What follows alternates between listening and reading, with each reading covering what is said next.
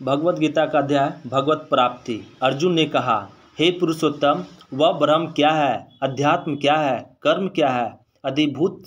नाम से क्या कहा गया है और अधिदैव किसको कहते हैं। हे मधुसूदन, यहाँ अधियज्ञ कौन है और वह इस शरीर में कैसे है तथा युक्त चित्त वाले पुरुषों द्वारा अंत समय में आप किस प्रकार जानने में आते हैं।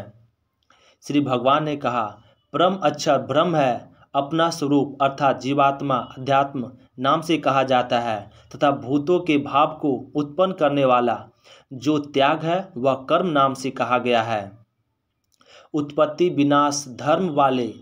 सब पदार्थ अधिभूत हैं। हिरण्मय पुरुष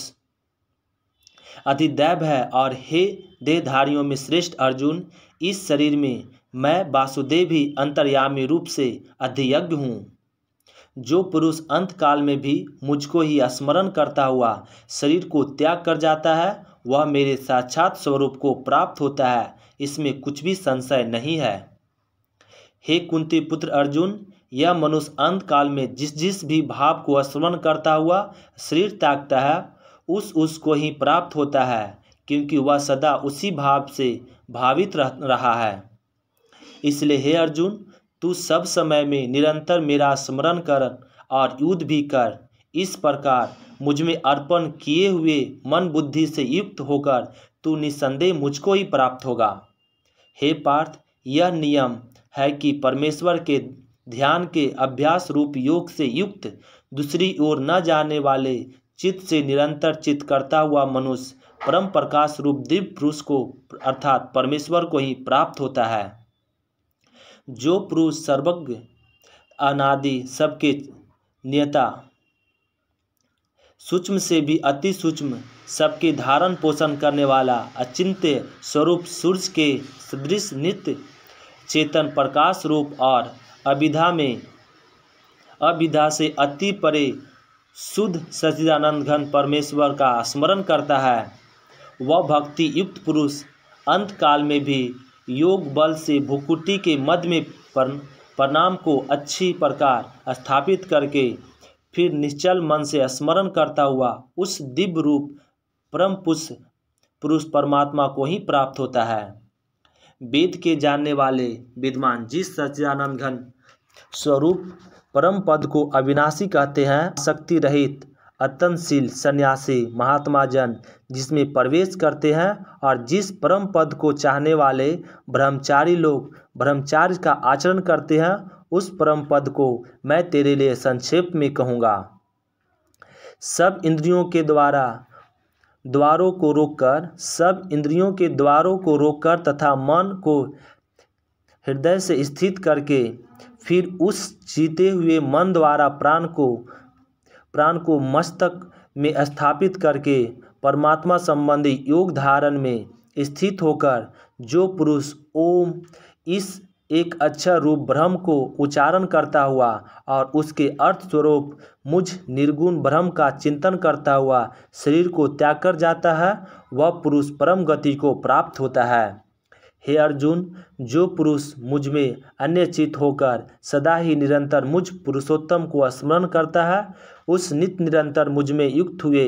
योगी के लिए मैं सुलभ हूँ, अर्थात उसे सहज ही प्राप्त हो जाता हूँ। परम सिद्धि को प्राप्त महात्मा जन मुझको प्राप्त होकर दुख के घर एवं क्षण भंगुर पूर्ण जन्म को नहीं प्राप्त होते। हे अर्जुन,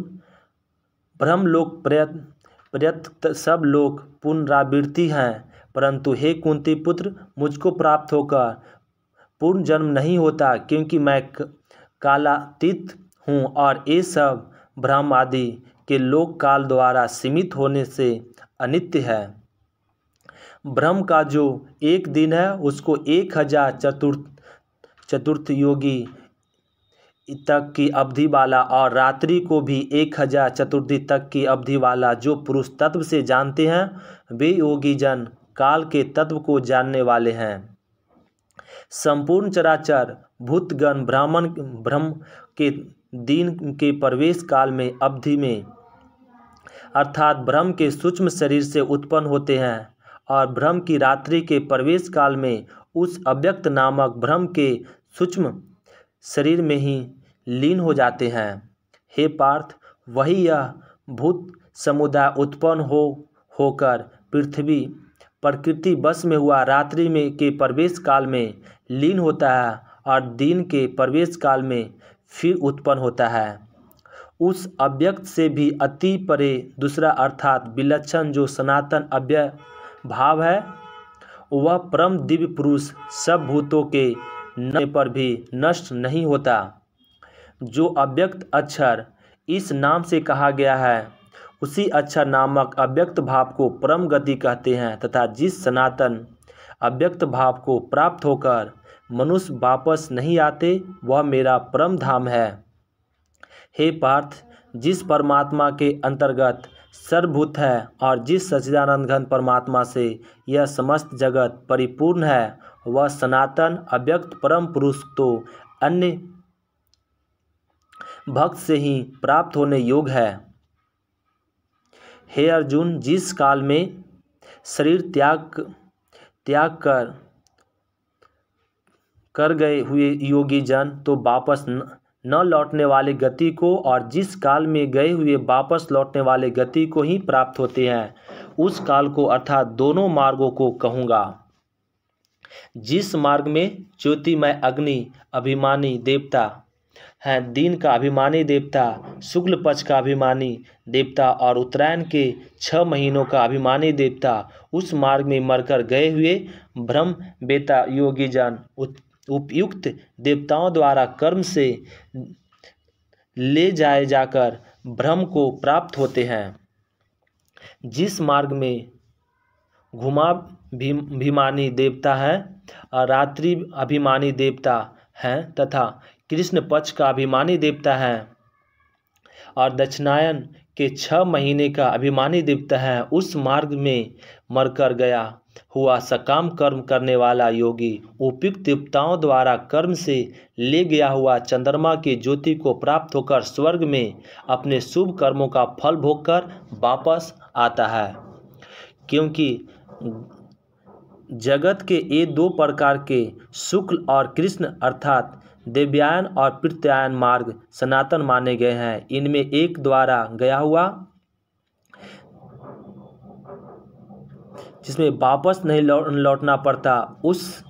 परम गति को प्राप्त होता है और दूसरे के द्वारा गया हुआ फिर वापस आता है अर्थात जन्म मृत्यु को प्राप्त होता है। हे पार्थ, जिस प्रकार इन दोनों मार्गों को तत्व से जानकर कोई भी योगी मोहित नहीं होता, इस कारण हे अर्जुन, तू सब काल में समबुद्धि रूप से योग से युक्त हो अर्थात निरंतर मेरी प्राप्ति के लिए साधन करने वाला हो। योगी पुरुष इस रहस्य को तत्व से जानकर वेदों के पढ़ने में तथा यज्ञ तप और दानादि के करने में जो पुण्य फल कहा है, उन सब को निस्संदेह उल्लंघन कर जाता है और सनातन परम पद को प्राप्त होता है।